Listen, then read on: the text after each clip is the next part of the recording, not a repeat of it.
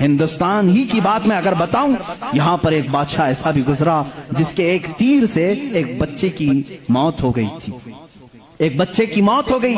عورت جو بچے کی ماں تھی وہ مقدمہ کر دی چیف جسٹس کے پاس۔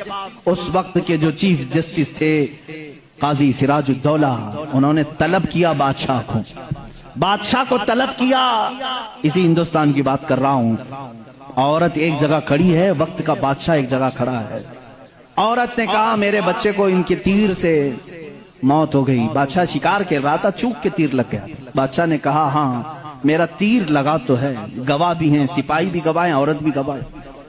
دو آپشن ہوتے ہیں موت کے بعد، کسی کا کچھ قتل ہو گیا انجانے میں، چوک کر اگر قتل ہو گیا، دو آپشن اسلام دیتا ہے۔ اس عورت کو قاضی نے کہا تیرے پاس دو آپشن ہیں، چاہے تو اپنے بچے کی موت پر دیت لے لے، کچھ پیسے لے لے بادشاہ سے اور اسے معاف کر دے، یا چاہے تو جان کے بدلے جان لے لے، بادشاہ کی جان بھی لے سکتی ہے۔ قاضی نے فیصلہ سنا دیا، یہ نہیں کہ بادشاہ کو چھوڑ دینا ہے، دونوں آپشن عورت کے اوپر۔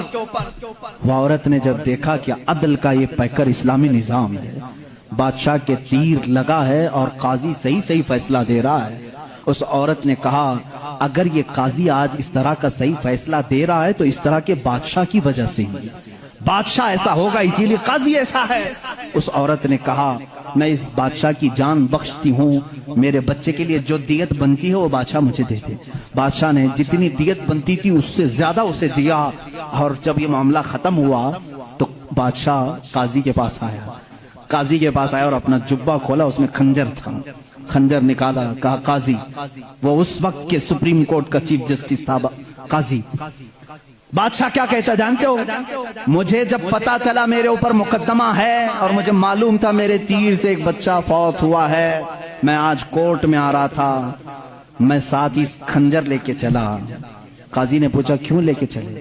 کہا میں یہ دیکھنا چاہتا تھا کہ اگر فیصلہ قرآن و حدیث کے مطابق ہو تو ٹھیک ہے میں مان لوں، اور ذرا برابر اگر بادشاہ کا خیال کر کے قاضی نے کیا تو اسی خنجر سے قاضی کو قتل کر دو۔